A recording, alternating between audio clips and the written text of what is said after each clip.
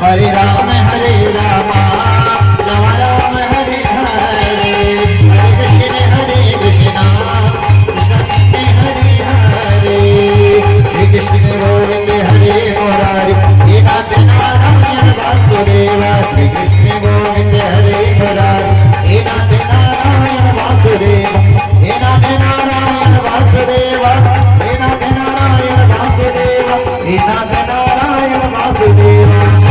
हर हर महादेव शंभो काशी विश्वनाथ गंगे, हर हर महादेव शंभो काशी विश्वनाथ गंगे, काशी विश्वनाथ गंगे माता पार्वती संगे, काशी विश्वनाथ गंगे माता पार्वती संगे। हर हर हर हर महादेव शंभो काशी विश्वनाथ गंगे, हर हर महादेव शंभो काशी विश्वनाथ गंगे। हरे कृष्ण कृष्ण राधे राधे राधे कृष्ण राधे कृष्ण कृष्ण राधे राधे राधे कृष्ण राधे कृष्ण कृष्ण राधे राधे कृष्ण राधे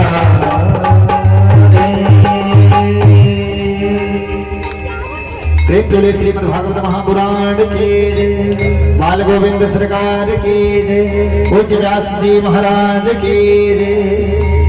सब लोग उसे निगत में सब लोग अपना स्थान ग्रहण कर बैठ जाएं और जो भक्त अभी दरबार से वंचित हैं सब लोग दरबार में आए और अपनी सुंदर सी हाजिरी दर्ज कराएं, सुंदर सी कथा का स्मरण करें, अपने मानव जीवन को धन्य बनाएं। पूज्य महाराज जी का आगमन हो चुका है, व्यास गद्दी पर विराजमान हो चुके हैं, कथा प्रारंभ होने जा रहा है और जो भक्त दरबार में उनसे निवेदन बैठ जाए और सभी लोग आए कथा रसपान करें। सभी को जय राधे, जय श्री कृष्ण, राधे राधे।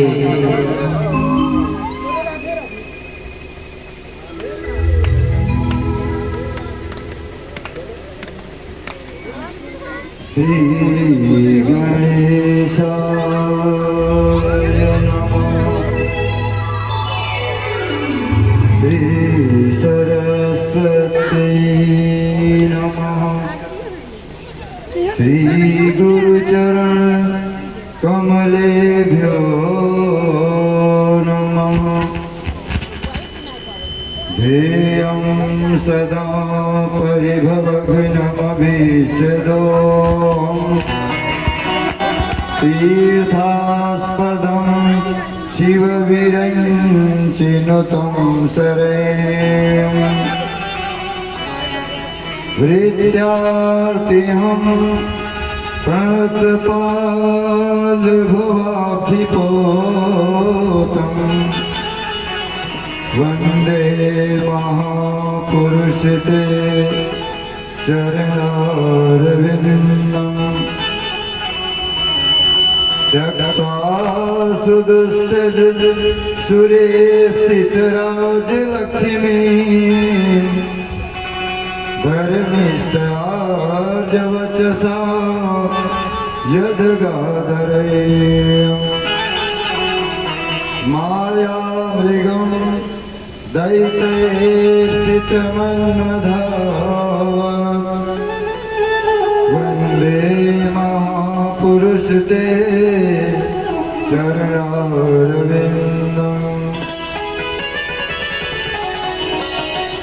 अस्ति स्वस्तरुणी कराग्रविगलत्, कल्पप्रसूना प्लुतम् वस्तु प्रस्तुत वेणुनादलहरी निर्वाण निर्व्याकुलम् स्रस्त स्रस्त निबद्धिनी विविलस गोपीसहस्रावृतम् हस्तन्यस्तनतापवर्गमखिलो दारं किशोराकृतिः कृष्ण त्वदीय पदपङ्कज पञ्जरान्ते पद्यैव मे विशतु मानस राजहंस प्राणप्रयाण समये कफवात पीतये कंठावरोधन विधौ स्मरणं कुतस्ते वंशी विभूषित करान् नवनीरदाभान्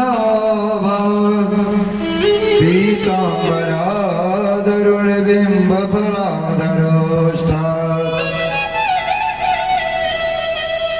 पूर्णेन्दु सुन्दरमुखात् अरविन्दनेत्रात् कृष्णात् परं किमपि तत्त्वमहं न जाने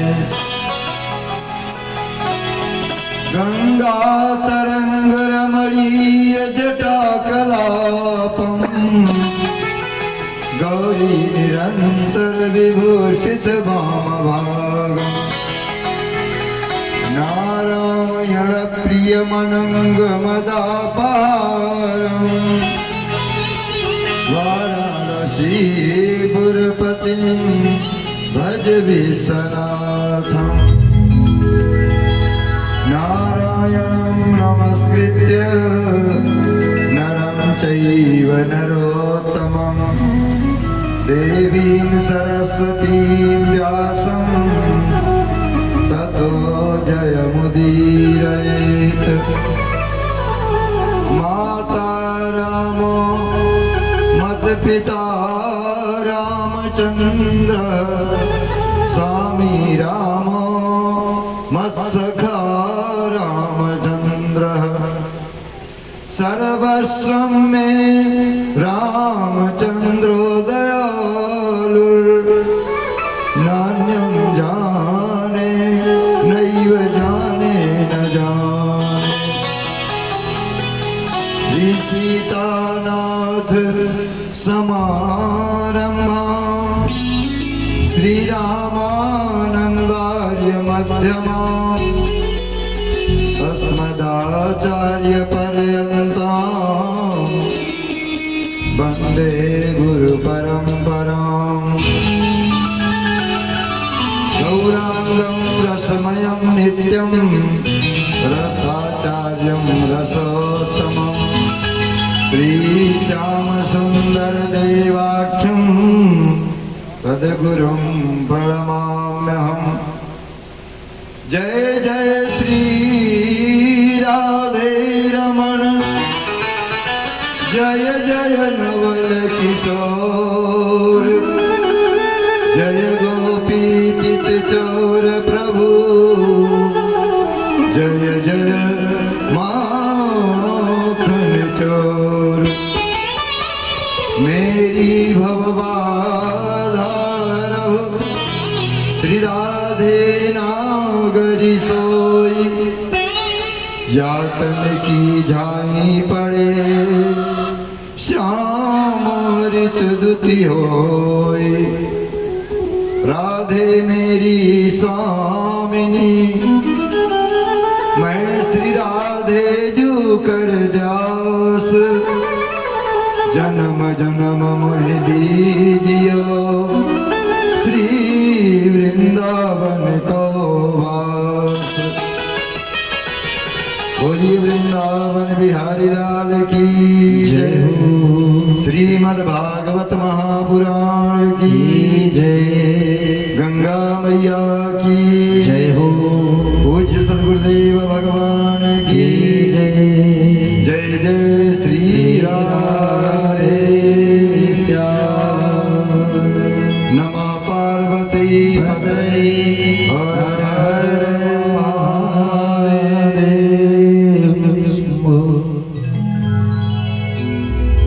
परम मंगल में परात्पर अखिलेश्वर अकारण करुणा वरुणालय भक्त वांछा कल्पतरु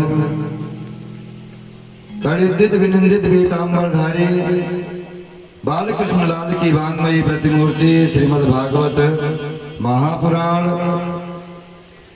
समस्त विघ्नों को दूर करने वाले मंगलों के प्रदाता श्री गणेश जी, त्रिपुर सुंदरी राजराजेश्वरी माँ भगवती विंध्यवासिनी मैया, अनंत बलवंत संत श्री हनुमान जी महाराज, नर नारायण व्यास जी, सुखदेव जी, आवाहित समस्त देवी देवतागण सबके चरणों में बार बार वंदन करते हुए यह दास मंचस्थ है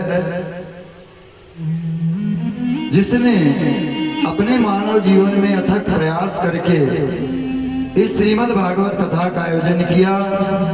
ऐसे हमारे इस जग के यजमान माता श्रीमती प्रेमपति देवी जी, इनके परिवार के लोग, समस्त द्विवेदी परिवार, इस ग्राम के सम्मानित भक्तगण, क्षेत्रवासी, जनता जनार्दन, माताएं बहनों, हमारा सहयोग कर रहे वैदिक विद्वानगण, हमारे संगीत के बंधुओं, हमारी आवाज को दूर दूर तक पहुंचा रहे हमारे परम प्रिय श्री नागेंद्र भैया, साउंड सर्विस, सभी लोग धन्यवाद के पात्र हैं। व्यासपीठ से सबको बहुत बहुत स्वागत, अभिनंदन, सबको धन्यवाद। कल हम लोगों ने कथा के माध्यम से भगवान का जन्मोत्सव बड़े धूमधाम से मनाया। यह जन्मोत्सव भगवान का लगातार 6 महीने तक गोकुल में चला, क्योंकि जिस समय भगवान का प्राकट्य हुआ गोकुल में तो लक्ष्मी जी स्वयं वहां पर आकर विराजमान हो गई और जन्मोत्सव 6 महीने तक लगातार चलता रहा। नंद बाबा बड़े उदार मन वाले हो गए हैं। खूब सज धज कर जमुना में स्नान करके, सुंदर रेशमी वस्त्र आभूषण धारण करके, माथे पर थापक हुआ चंदन लगा करके, गले में माला धारण करके, मोछों में इत्र लगा कर नंद बाबा ब्राह्मणों से सुस्ति वाचन करवाए और नंद बाबा ने ब्राह्मणों को दूध देने वाली ताजा बछड़ा ब्याई हुई, साथ में दुहने की सामग्री, सोने की चदरिया उड़ा करके 2 लाख गायों का संकल्प ब्राह्मणों के लिए किया नंद बाबा ने, और 7 तिल के बहुत बड़े पहाड़ बना करके उसको सोने की चद्दर उड़ा करके ब्राह्मणों को दान किया। गौदान महादान, 8 महादान होता है। 8 दान बहुत मुख्य होता है जिसको यज्ञ में किसी शुभ कार्य में करना चाहिए। उसमें अन्न दान, वस्त्र दान, भूमि दान, गौ दान, स्वर्ण दान इत्यादि 8 दान हैं और उसमें सर्वश्रेष्ठ दान है गौ दान। और जो तिल का दान होता है, तिल बहुत सर्वोत्तम चीज है। चाहे शुभ कार्य हो चाहे अशुभ कार्य हो, सब में इसका प्रयोग होता है। तिल का दान बहुत महत्वपूर्ण है। तो नंद बाबा ने 7 तिल के पहाड़ बना करके दान किए, सोने की चादर उड़ाकर। आज नंद बाबा उदार मन वाले हो गए हैं, खूब लुटा रहे हैं। जो भी याचक उनके दरवाजे पर आता है, कोई खाली हाथ नहीं जाता है। उनके दरवाजे पर भीड़ लगी है मांगने वालों की। सभी लोग सज धज कर नंद की गोपियां, नंद के उस क्षेत्र की, नंद गांव की गोपियां 84 गज का लहंगा सिला करके, खूब सज धज करके, 16 श्रृंगार करके नंद बाबा के भवन में जूत की जूत, झुंड की झुंड, सब अपने सिर पर दही मक्खन के मटके ले ले करके जा रहे हैं। सबने एक पोखरा बना दिया है नंद के भवन को, जिसमें दही और मक्खन की कीच मची हुई है। उसमें थोड़ा हल्दी भी डाल दी है। अच्छा, अगर कोई संजोग से सफेद वस्त्र पहनकर चला जाता है तो बाल बाल उठा करके उसको उसी दही में फेंक देते हैं, दही के तालाब में। तो जाता है व्हाइट और जब बाहर निकलता है तो हो जाता है येलो। सब खूब सज धज करके नंद बाबा के आंगन में नाच रहे हैं, सब खुशियां मना रहे हैं। नंद बाबा के घर नंदोत्सव 6 महीने तक चला है। मांगने वाले जाचकों की भीड़ लगी हुई है। एक जाचक नंद बाबा के 3 नंबर गेट से फूल का कटोरा, फूल की थाली, फूल का गिलास, फूल का चम्मच, फूल के बर्तन लेकर के जा रहा था। रास्ते में उसने देखा कि बहुत से लोग चांदी के बर्तन, चांदी के थाली, चांदी का लोटा, चांदी का कटोरा, चांदी का गिलास, चांदी का चम्मच लेकर आ रहे हैं। बोले अरे भैया, ये तो चांदी के सब हैं, कहाँ मिले? उन सब ने कहा 6 नंबर के गेट पर चांदी के बर्तन बट रहे हैं। उसने फूल का बर्तन वहीं फेंक दिया और दौड़ा दौड़ा गया 6 नंबर के गेट पर, सब चांदी के बर्तन लिए। खुश होकर के जा रहा है तो रास्ते में क्या देखता है? बहुत से लोग सोने की थाली, सोने का लोटा, सोने का गिलास, सोने का कटोरा, सब सोने के बर्तन लेकर के आ रहे हैं। बोला अरे भैया, ये सोने के बर्तन कहाँ पाए तुम सबने? बोले 2 नंबर गेट पर सब सोने के बर्तन बट रहे हैं। उसने चांदी के बर्तन वहीं फेंक दिया और दौड़ा दौड़ा गया 2 नंबर गेट पर सोने के बर्तन प्राप्त किए। पुनः आगे गया तो क्या देखता है? सब हीरे जवाहरात मोती के सुंदर सुंदर आभूषण। अरे भैया, ये तो सब हीरे के बर्तन, हीरे के जवाहरात, हीरे जवाहरात के बहुमूल्य आभूषण कहाँ बट रहे हैं? बोला 7 नंबर गेट पर। उसने सोने के सारे बर्तन वहीं फेंक दिए और 7 नंबर के गेट पर गया।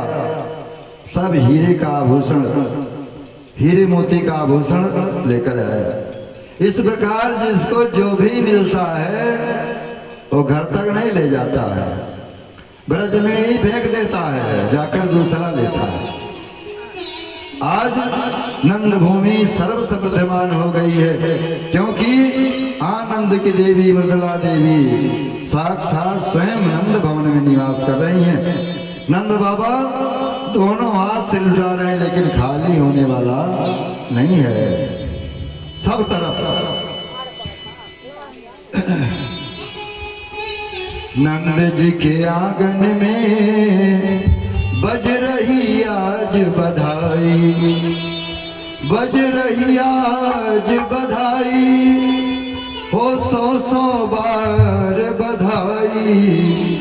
नंद जी के आंगन में बज रही आज बधाई, नंद जी के आंगन में बज रही आज बधाई, बज रही आज बधाई लोगों, 100 बार बधाई लोगों, लाखों बार बधाई बधाई बधाई। नंद जी के आंगन में बज रही आज बधाई, नंद जी के आंगन में बज रही आज बधाई। चमत्कार सा हो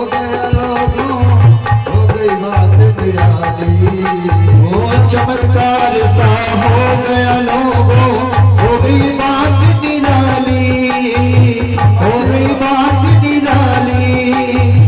राधे ही राधे में नंद बाबा की दाढ़ी हो गई काली। नंद जी के आंगन में बज रही आज बधाई, नंद जी के आंगन में बज रही आज बधाई। सासवार बधाई लोगों, सासवार बधाई लोगों, लाखों बार बधाई बधाई बधाई। नंद जी के, नंद जी के, उड़ाइए सब लोग हाथ भाव से आनंद लेंगे। नंद जी के आंगन में बज रही आज बधाई, नंद जी के आंगन में बज रही आज बधाई।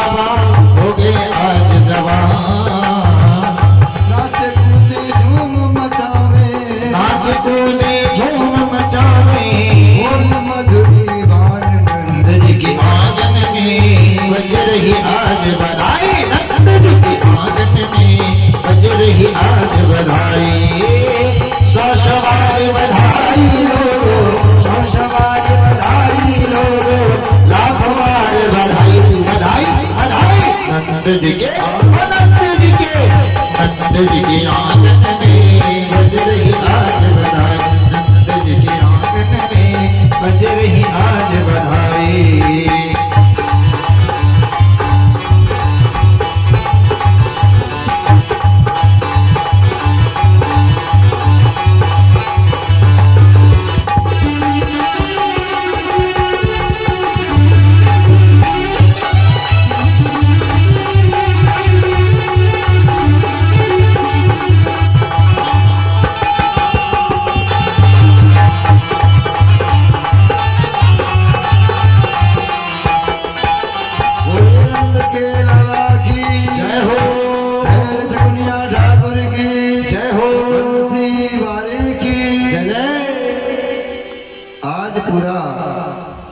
ब्रज गांव नंद गांव मिठाई बन गया है।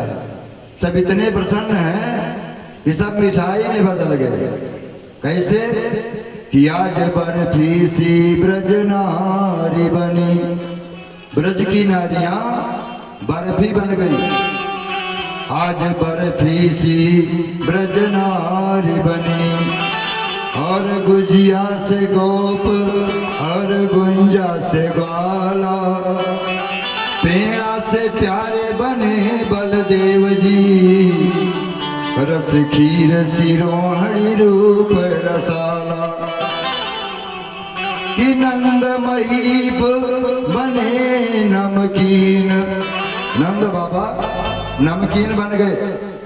छोरे से पूछा, छोरे कैसा लग रहा हूं? तो छोरे ने कहा, बाबा दूल्हा जैसे लग रहे हो, बिल्कुल बुढ़े नहीं लग रहे हो। तो नंद महीप बने नमकीन, कि गोकुल गोप सब गरम मसाला। जायो जसोदा जलेबी सिरानी ने, आज रबड़ी सी रात में लड्डुआ सोलाला। बोले नंद के लाला की जय हो। सब लोग खुशियां मना रहे हैं, उत्सव मना रहे हैं। और इसी समय जब ये लोग उत्सव मना रहे थे, एक 95 की माता जी आ गई। अब वो 95 की माता देख रही है सब सज धज कर कहाँ जा रहे हैं। बोले अरे लालाओं कहाँ जा रहे हो, कैसी भीड़ है? सबने कहा तुमको नहीं मालूम है, नंद बाबा के घर में छोरा भयो है, हम सब वहीं बधाई लेने जा रहे हैं। तो माता जी गई अपने घर पर, उसने अपना पुराना बाकस खोला, ताला खोला, चाबी लगाया, अपने बक्से में से जो शादी का जोड़ा था, शादी वाला जोड़ा निकाला, शादी वाला जोड़ा पहनी, और वो 95 की बुढ़िया माता खूब सज रही है, सारा सजावट का सामान निकाल करके तैयार हो रही है, लेकिन आंख से तो दिखाई नहीं पड़ता। जो ओठ में लगाना था उसको आंख में लगा लिया, और जो आंख में लगाना था उसको ओठ में लगा लिया। तैयार होकर सज धज करके नंद बाबा के महल में आ गई, और वो ग्वालों से बोले, लालाओ कहा भयो है। इतने में ग्वाले सब मक्खन का गोला बना बना करके एक दूसरे के ऊपर मार रहे थे, बड़े बड़े मक्खन के गोले। तो जब कहा उसने, मैया ने, लालाओ कहा भयो है, इतने में एक ग्वाले ने वही मक्खन का गोला उठाकर फेंका मुंह पर, सो उनके मुंह में जाकर सटाक से पेट में चला गया। पहले तो उस मैया ने अपने होंठ चाटे, और उसके बाद उस मैया ने बहुत सुंदर नृत्य किया, बहुत सुंदर नृत्य किया उस मैया ने। सभी लोग खुशियां मना रहे हैं। एक मांगने वाला है जाचक, जिसको वहां दाढ़ी के बोलते हैं, उसने जब सुना कि हमारे जजमान नंद बाबा के घर लाला का जन्म हुआ है 80 बरस की उम्र में, तो भी अपने घर वालों से बताया, और नंद बाबा के घर बधाई लेने जाने के लिए तैयार हुआ। जब वह बधाई लेने जाने के लिए तैयार हुआ तो उसके परिवार वाले सब कुछ न कुछ उससे कहे कि मेरे लिए मांगना, मेरे लिए वो मांगना, मेरे लिए मांगना। सबकी बात सुन करके वो नंद बाबा के घर पर आया, और नंद बाबा के घर आकर नंद बाबा से उसने कहा, बाबा बधाई हो, मैंने सुना कि आपके 80 बरस की उम्र में छोरा ने जन्म लियो है, तो मैं अपने को रोक नहीं सका, मैं दौड़ा दौड़ा चला आया। नंद बाबा ने कहा, बहुत अच्छा किया लाड़ी के, क्या चाहिए तुझे? उसने कहा, बाबा जब मैं घर से चलने लगा तो मेरे परिवार के सब लोग जान गए कि बाबा के घर में आज छोरा हुआ है। सब परिवार के सभी लोग कुछ न कुछ अपने लिए हमसे कहे कि हमारे लिए भला चीज लाना, हमारे लिए भला चीज लाना। नंद बाबा ने कहा, सुनाओ, सबको देंगे, जिसने जो मांगा है सब मिलेगा। रुजदारी ने कहा, बाबा मेरे मन आनंद भयो, जदुराज याचन आयो, अपने अपने मन को मतो कही, सब परिवार पठायो। नंद बाबा ने कहा, किसने क्या मांगा है बताओ? तो उसने कहा कि मेरे पिताजी, उन्होंने समझा करके हमसे कहा कि मेरो तात कहो समझाई राउ से, तू जाई असीसा देइयो, 200 भैंस दूध मन मन की, मेरे काजे लइहो। हाँ बाबा, जब मैं चलने लगा तो मेरे पिताजी के बड़े भाई आकर खड़े हो गए। बड़े पिताजी, उन्होंने कहा, बाबा से ये मेरे लिए 1 मन दूध देने वाली 200 गाय मांग लेना। नंद बाबा ने कहा, अच्छा एक बात बताओ, तुम्हारे बड़े पिताजी की उम्र कितनी है? उसने कहा 95 बरस के हो गए। नंद बाबा ने कहा, अच्छा एक बात बताओ, 95 बरस की उम्र हो गई उनकी, मरघटान की लकड़ियां उनका बाट जो रही हैं, भैंस का दूध पी पी कर जवान बनेगी क्या? देखो हमारे पास भैंस नहीं है, हम तो गाय रखते हैं, लेकिन व्यवस्था करेंगे, देंगे हम। अच्छा और किसने क्या मांगा? तो उसने कहा बाबा, जब वो चले गए कह करके तो उनके छोटे भाई आए, मेरे पिताजी कि पाछे हमको समझाए। उनके छोटे भैया उनके काजे दीजो बाबा, सुबह 700 गैया। उन्होंने 700 गाय मांगी है दूध देने वाली। नंद बाबा ने कहा बहुत अच्छी बात है, ले जाना 700 गाय, 1400 गाय देंगे, चिंता मत करो। अच्छा बाबा, जब मैं आगे चलने लगा तो मेरा बेटा आ गया। बेटे ने कहा नंद बाबा के घर जा रहे हो, मेरे लिए भी कुछ मांगना। मैंने कहा क्या लोगे तुम? तो मेरे बेटे ने कहा बाबा, मेरो बेटो बड़ो अति ही सुखदाई, तासे ताको साथी। जैसे मेरा बेटा है वैसे उसके मित्र भी हैं, साथी हैं। वाके काजे दीजो बाबा, सुबह 700 हाथी। मेरे बेटे के मित्रों के लिए 700 हाथी चाहिए। बाबा ने कहा देंगे। डैडी ने कहा बाबा, मेरा एक छोटा बेटा भी है, बहुत प्यारा सा है। दौड़ा दौड़ा आया, कहा मेरे लिए भी बाबा से, नंद बाबा से मांगना। कहा क्या मांगा तुम्हारे छोटे बेटा ने? कि छोटो सुत चंचल यति मेरो, लाल चाव को जोटा, वाक्य काजे दीजो बाबा, 10 राशि घोड़ा। उसने 10 घोड़े मांगे हैं। भगवान मंगल करें।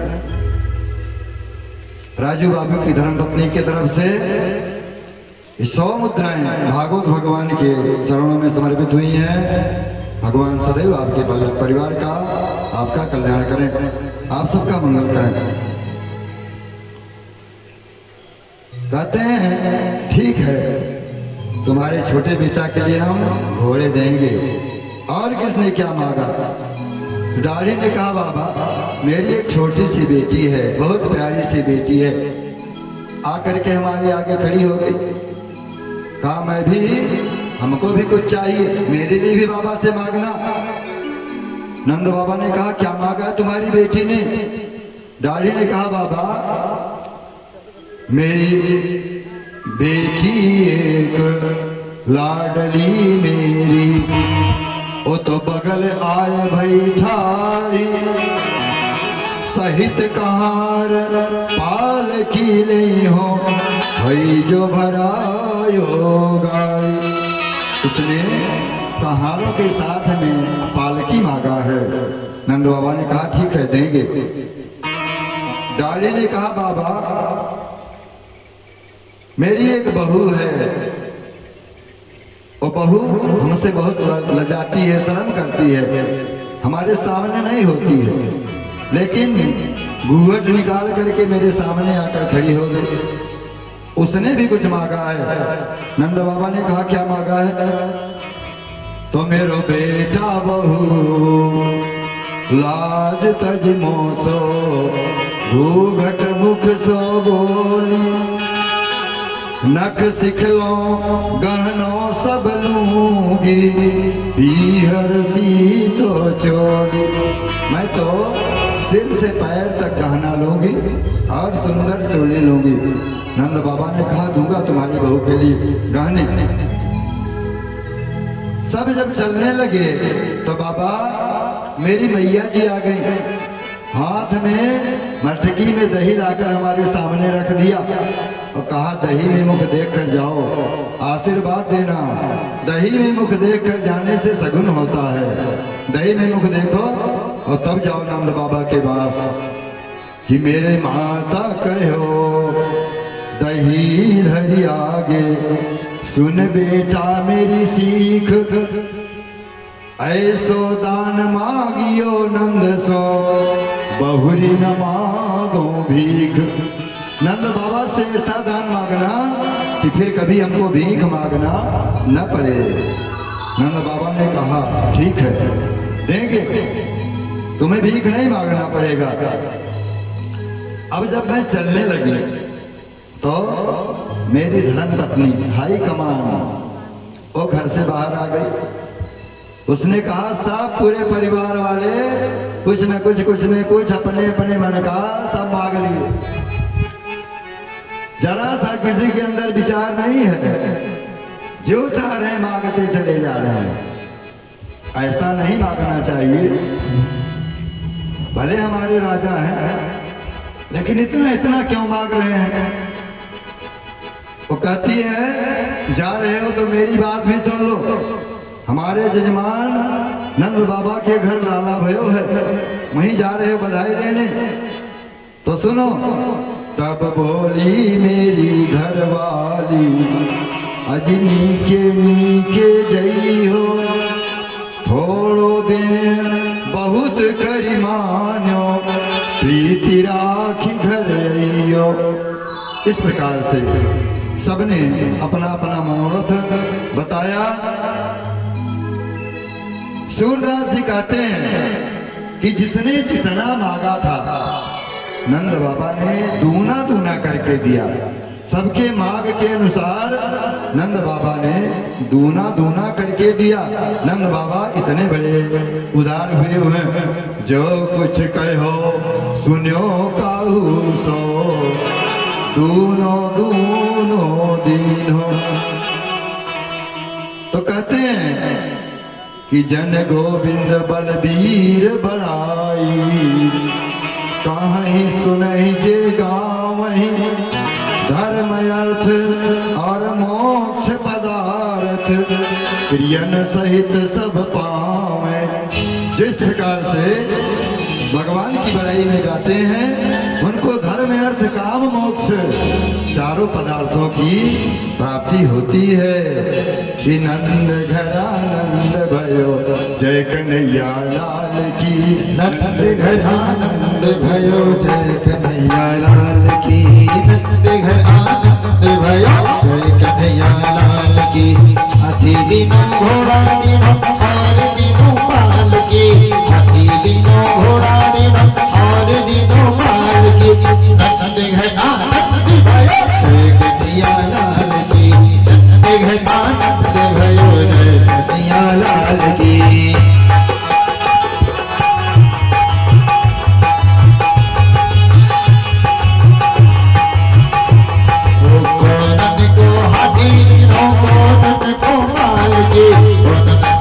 कौन दिए हाथी घोड़ा मोहन को पाल के, छोरन को हाथी घोड़ा मोहन को पाल के।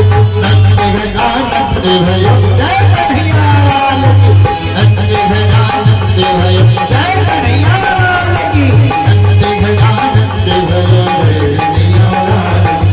छोरन को लड्डू पेड़ा मोहन को लाभ से, छोरन को लड्डू पेड़ा मोहन को लाभ से।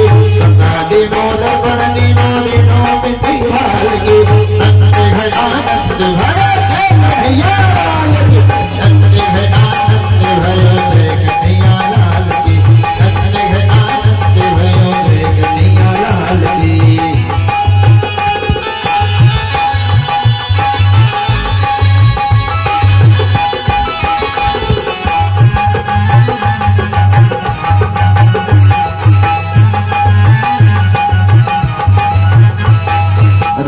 दिए हार दिए गाय रानी हाल के, रतन दिए हार दिए गाय रानी हाल के। घंटा और गुट लगे मेरे मुक्त माल की, नंद घरानंद भयो जय कन्हैया लाल की, नंद घरानंद भयो जय कन्हैया लाल की। बुराइए सब लोग महान भाव से हमारे साथ गाएंगे क्या? अरे नंद घरानंद भयो जय कन्हैया लाल की,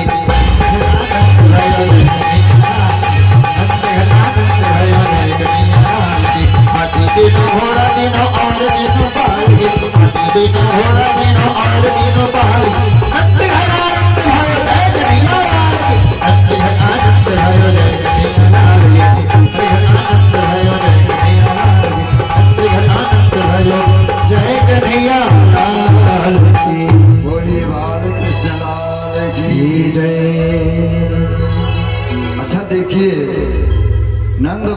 आपके छोरे के जन्म की खुशी में पूरा ब्रजमंडल वहां बधाई देने आया।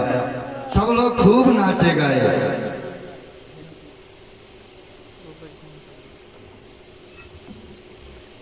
श्री झिनकू यादव मिश्रौलिया, आपके तरफ से भागवत भगवान के चरणों में लाला के जन्म की बधाई में 100 रुपये प्राप्त हुआ है। भगवान आपके ऊपर सदा कृपा बनाए रखें, सदा आपके परिवार को खुशहाल रखें। नंद के घर में उत्सव मनाया जा रहा है। पूरा ब्रजमंडल सब नाच गा रहे हैं, सब खुशियां मना रहे हैं। लेकिन नंद बाबा के घर में ही वसुदेव जी की जो बड़ी पत्नी है रोहिणी देवी यहीं रहती हैं। क्योंकि हमने आपको बताया कि वसुदेव जी के 7 पत्नियां थीं। देवकी सबसे छोटी थी, जिनके 6 पुत्रों को कंस ने मार दिया था। 7वें पुत्र बलराम जी, इनका गर्भ का संकर्षण करके जोग माया ने रोहिणी देवी के गर्भ में पहुंचा दिया था। और 8वें पुत्र साक्षात गोविंद थे।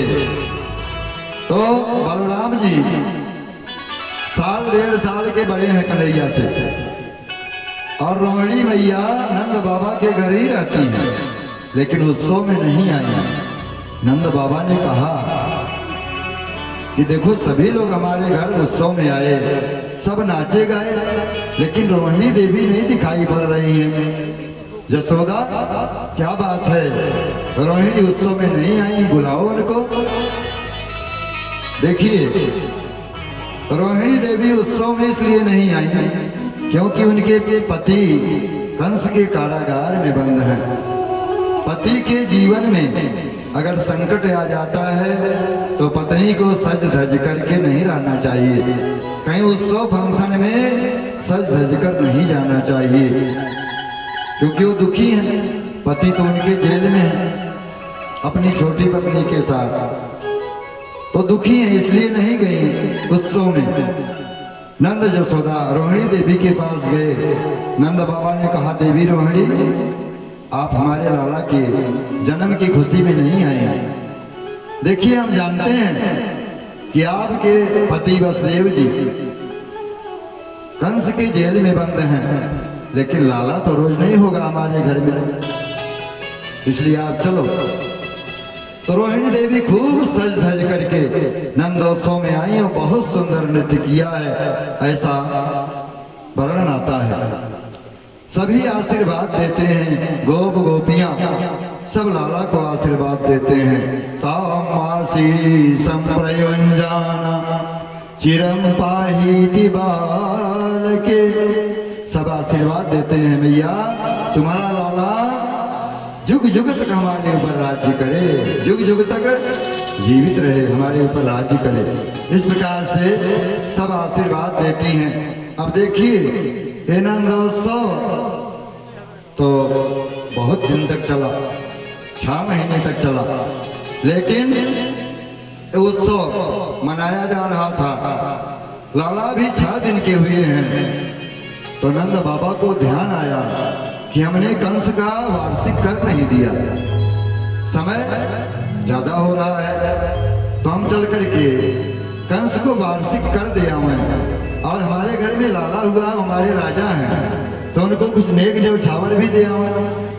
तो नंद बाबा बैलगाड़ियों में दही मक्खन इत्यादि लदवा करके कंस महाराज को कर देने के लिए मथुरा में गए और गोप ग्वालों पर गोकुल की रक्षा का भार सौंप दिया। आप लोग खूब खुशी मनाओ, हम कंस महाराज को कर दे करके आते हैं। तो गए कंस के दरबार में और सारी सामग्री कंस महाराज के दरबार में प्रस्तुत की। महाराज की जय जयकार हो। महाराज मैं आपको वार्षिक कर देने आया हूँ और साथ में एक खुशी भी बताने आया हूँ कि मेरे घर में आज 80 वर्ष की उम्र में छोरा ने जन्म लिया है। कंस ने कहा बहुत खुशी की बात है नंद बाबा, आपके घर छोरा हुआ, बहुत अच्छी बात है। आपके छोरे को बहुत बहुत आशीर्वाद, हमारी तरफ से बधाई हो। एक बात बताओ, कितने दिन का हुआ? नंद बाबा ने कहा आज 6वां दिन है, 6 दिन का हुआ। कंस का माथा ठनका। नंद बाबा बधाई देकर वहां से बाहर निकले तो वहां पर आगे बढ़े थे कि कंस जो है विचार करने लगा, कहीं ऐसा तो नहीं कि वसुदेव ने चुपके से अपने बच्चे को ले जाकर के नंद के घर छोड़ दिया, क्योंकि उस कन्या ने आकाशवाणी किया था कि तू बच्चों का मारना बंद कर, तुझे मारने वाला गोकुल में जन्म ले चुका है। संदेह हुआ उसको, अपने तमाम साथियों को बुला करके उसने मंत्रणा किया और कहा देखो, आज से 1 महीना पहले 1 महीना बाद जितने बच्चे पैदा हुए हों ब्रजमंडल में सबको खत्म कर दो। चांडूल ने कहा महाराज जी, लेकिन इससे तो प्रजा में संतोष व्याप्त हो जाएगा। अगर राजा सीधे जाकर के किसी के बच्चे को मरवा देगा, राजा के सैनिक जाकर मारेंगे, तो इससे प्रजा में बड़ा संतोष व्याप्त होगा। कोई दूसरा उपाय हो। इतने में पूतना आ गई। पूतना ने कहा आप चिंता मत करो, मैं जाऊंगी और जो छोटे छोटे बच्चे जो जन्म लिए होंगे उनको मैं खत्म कर दूंगी, मार दूंगी, स्तन में जहर लगा करके। कंस ने कहा इतना भारी भरकम तुम्हारा शरीर है? इतना बड़ा शरीर है, इतना विशाल का शरीर है और काली कलूठी हो, एक एक हाथ के तुम्हारे दांत हैं, कौन तुझे अपने घर में घुसने देगा? पूतना ने कहा मैं रूप बदलना जानती हूँ, वेश बदलना जानती हूँ, वेश बदल लूंगी, बहुत सुंदरी बन जाऊंगी। और दांत की क्या बात है, दांत को जाकर कटवा लूंगी, लोहार के यहाँ आज से कटवा दूंगी, वेश बदल करके सुंदर रूप धारण करके चली जाऊंगी और वहां के बच्चों को स्तन में जहर लगाकर पिला दूंगी, मर जाएंगे, उड़ जाऊंगी, कोई जान नहीं पाएगा। कंस ने कहा बहुत बढ़िया, बहुत सुंदर, ये तो बहुत अच्छा उपाय है। तो कंस ने आदेश दिया ठीक है जाओ। पूतना वहां से गोकुल की तरफ चली। इधर रास्ते में नंद बाबा से वसुदेव जी मिल गए। जब 8वीं बार कन्या मिली जेल में और कन्या हाथ से छूटकर आकाशवाणी करके आकाश में उड़ गई कि कंस बालकों की हत्या बंद कर, तुझे मारने वाला गोकुल में पैदा हो गया है, मुझे तू क्यों व्यर्थ मारना चाहता है? किम मया हतया मंद जातस्तव तवांतगत, मुझे क्यों मारना चाहता है? तुझे मारना वाला जन्म ले लिया है। तो कंस तभी से चक्कर में पड़ गया कि हो न हो मुझे मारने वाला जन्म ले चुका है, पूतना को भेजा। लेकिन देवकी वसुदेव को कंस ने मुक्त कर दिया कि आप लोग बहुत जेल में कष्ट उठाए, अपने सभी बच्चों को हमको सौंप दिए, आप जेल से मुक्त हो, लेकिन मथुरा छोड़कर घर नहीं जाना है, रहना यही महल में, महल से बाहर नहीं जा सकते हो। कर दे करके नंद बाबा वापस हुए तो रास्ते में वसुदेव जी मिल गए। वसुदेव जी नंद बाबा आपस में जय राम जी की, जय सिया राम गुहार किए, क्योंकि दोनों भाई हैं। अरे एक पिता से नवनंद है, एक पिता से वसुदेव जी हैं, बाबा तो एक हैं दोनों के। एक भाई थे सूरसेन और एक भाई थे अर्जन्य पर्जन्य। सूरसेन के बेटा थे वसुदेव, अर्जन्य पर्जन्य के बेटा थे नवनंद। तो नंद बाबा ने वसुदेव को देखा तो नंद बाबा ने बहुत दुखी हो गए, कहे वसुदेव जी मैंने सुना है कि आपके पुत्रों को कंस ने बड़ी निर्दयता पूर्वक मार दिया और 8वीं बार जब कन्या हुई उसे भी मारना चाहा तो कन्या आकाश में उड़ गई। किया होते देवकी पुत्र कंसेन बहो हता एका वशिष्ठा वर्जा कन्या सापि दिवंगता। एक कन्या थी, वो आकाश में उड़ गई। वसुदेव जी ने कहा, हाँ नंद बाबा सही बात है, लेकिन क्या करिएगा, विधि का विधान जो हमारे भाग्य में था, जैसा हमारे भाग्य में था वैसा हमको झेलना पड़ा। लेकिन हमने सुना है कि आपके घर में 80 वर्ष की उम्र में छोरा हुआ है। आप अपने छोरे की खुशी हमारे सामने व्यक्त नहीं कर रहे। नंद बाबा ने कहा, वसुदेव जी हम आप दोनों मित्र हैं, भाई भाई। अगर कोई मित्र दुखी हो तो उस मित्र के सामने अपने सुख का वर्णन नहीं करना चाहिए। 80 वर्ष की उम्र में हमको बेटा प्राप्त हुआ, बड़े खुशी की बात है, लेकिन आपके 8 लड़के मारे गए, हमको बहुत दुख है। आपके इस दुख में मैं अपने छोटी सी खुशी कैसे व्यक्त करूं, इसलिए मैं आपसे नहीं कह सका। मित्र का यही कर्तव्य होता है, मित्र के दुख को, मित्र के छोटे से दुख को पहाड़ के समान समझना चाहिए, और अपने बहुत बड़े सुख को एक छोटे से सरसों के दाने के समान समझना चाहिए। मित्र के दुख में दुखी हो जाना चाहिए और मित्र के सुख में सुखी हो जाना चाहिए।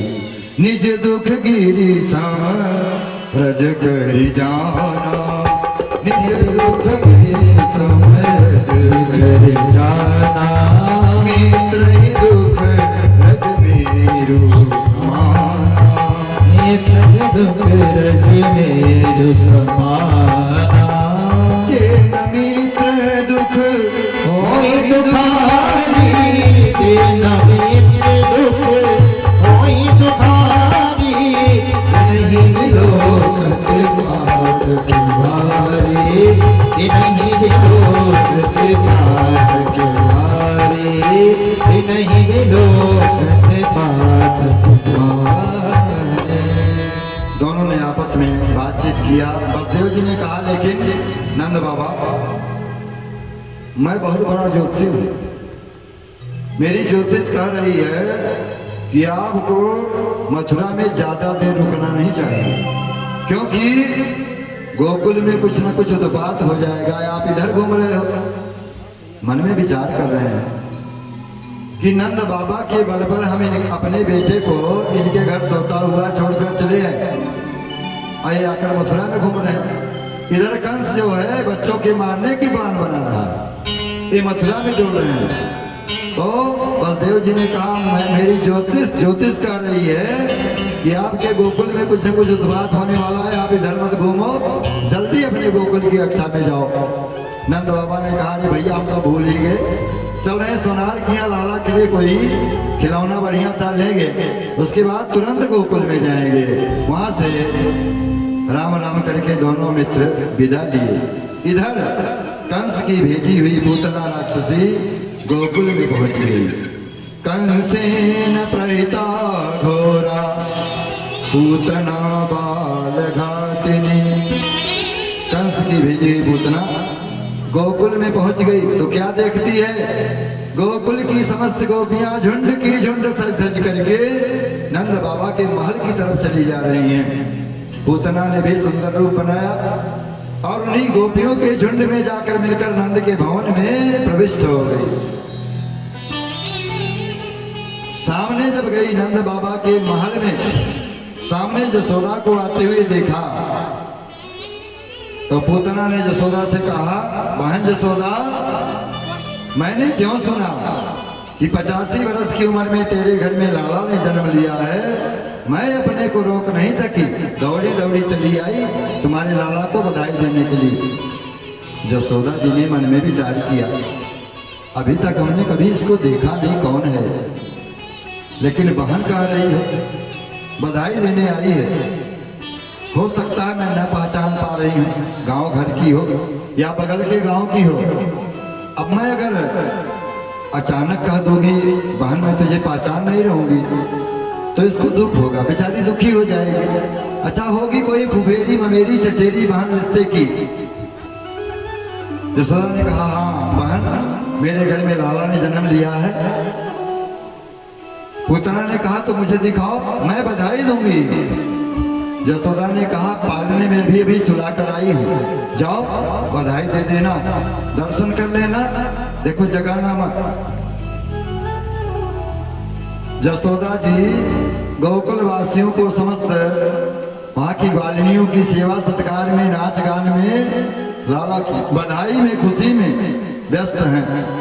इधर पूतना पालने के पास पहुंच गई। मेरे प्रभु ने 7 दिन के हैं मात्र। दूर से ही जब पूतना को आते हुए देखा तो मेरे कन्हैया ने दोनों आंखें बंद कर ली। कन्हैया के आंख बंद करने का अनेकों भाव संतों ने दिया है। एक संत कहते हैं कन्हैया ने इसलिए आंख बंद कर ली कि विचार कर रहे हैं कि मैं गोकुल में माखन मिश्री खाने के लिए जन्म लिया, माखन मिश्री खाने के लिए मैं गोकुल में आया, लेकिन माखन मिश्री अभी खाने को नहीं मिला। पूतना मौसी जहर पिलाने आ गई। तो जहर का अभ्यास तो हमको है नहीं, जहर का अभ्यास मेरे भोले बाबा को है। तो आंख बंद करके भोले बाबा का ध्यान कर रहे हैं कि भोले बाबा मौसी जी आ गई हैं, देखो जहर जहर तुम पी लेना और दूध दूध मैं पी लूंगा। इस प्रकार भोले बाबा का ध्यान करते हैं। एक संत कहते हैं भगवान ने आंखें बंद कर ली क्योंकि भगवान की दोनों आंखें जो हैं वही सूर्य और चंद्रमा हैं। सूर्य चंद्रमा के सामने पूतना का राक्षसी रूप छिप नहीं सकता है क्योंकि भगवान के अंदर ऐश्वर्य शक्ति है। अब जब भगवान उसकी तरफ देख लेंगे उसका असली रूप प्रकट हो जाएगा। तो जो काम करने आई है नहीं कर पाएगी, उल्टा यहाँ भगदड़ मच जाएगा राक्षसी को देखकर। तो यहाँ आनंद लेने आए हैं, आनंद उत्सव मनाया जा रहा है, भगदड़ मच जाएगा, कितने का हाथ पैर टूट जाएगा। इसलिए भगवान ने आंखें बंद कर ली। संतों ने अनेकों भाव दिया है। पूतना ने देखा, भगवान ने विचार किया आंख बंद करके कि मैंने रामावतार लिया, तब भी मुझे पहले पैर राक्षसी को ही मारना पड़ा, और कृष्णावतार लिया तब भी हमको राक्षसी को मारना पड़ेगा। ये क्या बात है, पहले पैर हमको स्त्री का ही वध करना पड़ रहा है क्योंकि स्त्री का वध उचित नहीं है। लेकिन शुरुआत में स्त्री वध हमारे हाथ से लिखा हुआ, इसलिए भगवान ने आंखें बंद कर ली। अनेकों भाव हैं। पूतना ने देखा बालक सोया हुआ है, जैसे कोई रस्सी समझ करके काले नाग को उठा ले, वैसे पूतना ने नंद के लाला को अपने गोद में उठा लिया। गोद में उठा करके उसने अपना स्तन लाला के मुख में लगा दिया कि तस्मिन् सनम दुर्जर वीर्यमुल्बलम घोरांकमादाय शिशुर्ददात गाढ़ं कराभ्यां भगवान् प्रपीड्यत प्राणैर्समं रोष समन्वितो पिबत। भगवान ने उसके स्तनों का पान करना शुरू किया। तो पहले मेरे प्रभु ने दुग्ध पान किया। भगवान ने पहले जहर पिया। जहर पीने के बाद मेरे कन्हैया ने पूतना का विष पान किया। विष किया, फिर दुग्ध पान किया, दूध पिया। और जब दुग्ध भी खत्म हो गया, विष भी खत्म हो गया, तो मेरे कन्हैया ने पूतना के प्राण को पीना शुरू किया।